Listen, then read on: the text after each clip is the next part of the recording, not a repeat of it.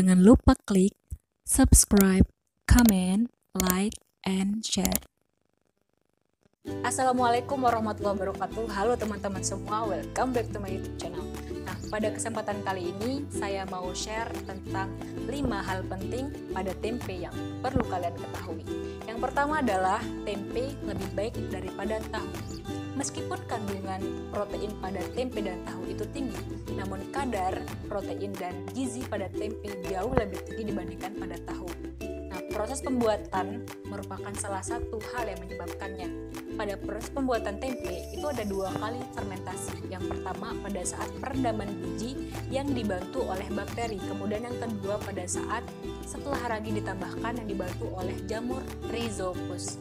Nah, pada pembuatan tahu mungkin terjadi fermentasi pada perendaman biji, akan tetapi banyak literatur menyebutkan bahwa pembuatan tahu itu melalui proses penggumpalan saripati pada kedelai. Nah, penambahan air yang cukup banyak pada pembuatan tahu itu menyebabkan kandungan nutrisi pada tahu menjadi berkurang. Yang kedua, nutrisi dalam tempe lebih mudah diserap dibandingkan dengan nutrisi yang ada di dalam kedelai. Sel tubuh manusia itu sangat kecil sehingga akan susah bagi sel tersebut untuk menyerap molekul yang besar. Pada kedelai, proteinnya berupa molekul besar sehingga akan susah bagi sel tubuh untuk menyerapnya. Kemudian ini akan menyebabkan kuantitas nutrisi yang kita dapat di kedelai itu rendah. Kemudian pada tempe itu terjadi pemecahan molekul protein yang besar menjadi protein yang kecil yang kita sebut dengan asam amino. Pemecahan ini dibantu oleh organisme seperti bakteri maupun jamur. Nah, asam amino ini akan mudah diserap oleh sel tubuh, sehingga ini akan menyebabkan kuantitas nutrisi dari tempe itu lebih tinggi dibandingkan kedelai. Nomor 3, tempe itu murah.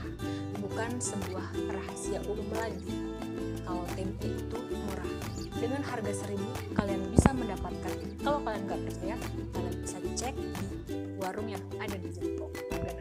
Oke, meskipun murah, tempe itu menyehatkan. So, buat kita, mari kita fokus pada makanan yang sehat, bukan hanya pada makanan yang enak saja. Kurangi junk food karena junk food itu nggak bagus untuk kesehatan tubuh manusia. Nomor 4, tempe memiliki banyak manfaat. Beberapa di antaranya adalah: pertama, kandungan kalsium pada tempe setara dengan kalsium yang ada pada susu sapi. Kemudian yang kedua, tempe bisa meningkatkan kekebalan tubuh. Kemudian yang ketiga, tempe itu baik untuk kerja otak. Lalu yang keempat, tempe itu bisa menurunkan kolesterol. Dan yang kelima, tempe bagus untuk jantung manusia. Jadi buat kalian yang sering mengkonsumsi tempe, kita sama. Jangan merendah diri, karena dulu tempe merupakan makanan hidangan di kerajaan. So, selamat buat kalian generasi yang masih mengkonsumsi tempe, generasi yang sering mengkonsumsi tempe, karena itu berarti kalian melestarikan makanan kerajaan. Yang kelima atau yang terakhir adalah tempe merupakan makanan tinggi probiotik. Probiotik merupakan mikroorganisme beserta ikutannya yang berperan dalam keseimbangan mikroorganisme saluran pencernaan.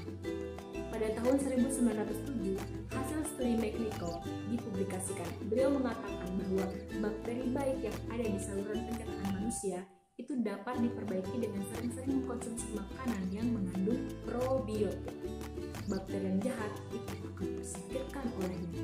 Kalau pada tempe, probiotiknya itu berupa bakteri yang tadi berperan dalam fermentasi pertama dan juga Rhizopus yang berperan dalam fermentasi kedua. Pada video kali ini saya juga akan menampilkan kepada kalian semua bentuk mikroskopis struktur lengkap dari Rhizopus yang ada di tempe. Kebanyakan kita melihat jamur pada tempe itu berupa koloni, kita nggak tahu struktur pada Rhizopus tersebut. Nah, nanti saya akan perlihatkan dengan perbesaran 1.000 kali apa saja komponen penyusun jamur Rhizopus tersebut. Oke guys, pertama-tama kita siapkan dulu alat dan bahan yang akan kita gunakan. Di sini ada kaca benda, kelihatan nggak? Kemudian ada kaca penutup, lalu ada metilen blue kalau kita mau mewarnai nanti ada metilen blue. Nah, ada ini air biasa, air keran biasa.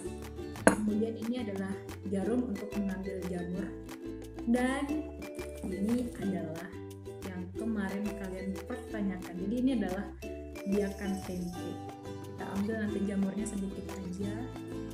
Kalau misalkan kalian mengambil langsung jamur dari tempe yang kalian beli yang ukurannya besar, itu akan susah buat kalian mengambil sayatan tipis atau mengambil bagian tipis dari tempe tersebut. Akan lebih baik kalau kalian membuat potongan-potongan kecil kemudian kalian diamkan sehari dengan dibungkus oleh daun. Nanti dia akan seperti ini. Jadi akan mudah bagi kalian untuk mengambil lebih tipis, mengambil preparat lebih tipis lagi. Ini kita ambil, kemudian kita letakkan di atas kaca benda.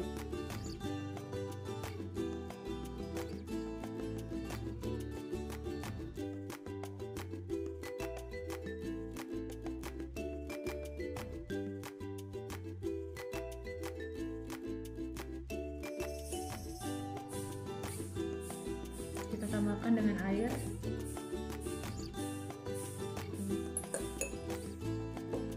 Kita warnai sedikit, kita tutup dengan kaca penutup.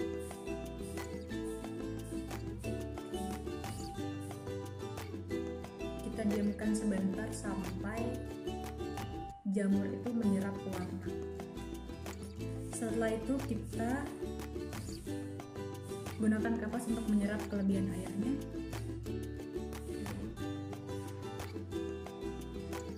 Next, kita nyalakan mikroskop. Lalu kita letakkan preparat ini di atas meja preparat.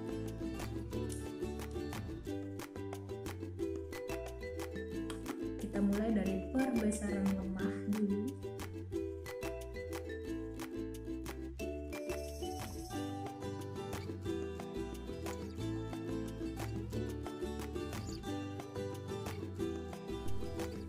Oke, kita sudah mendapatkan.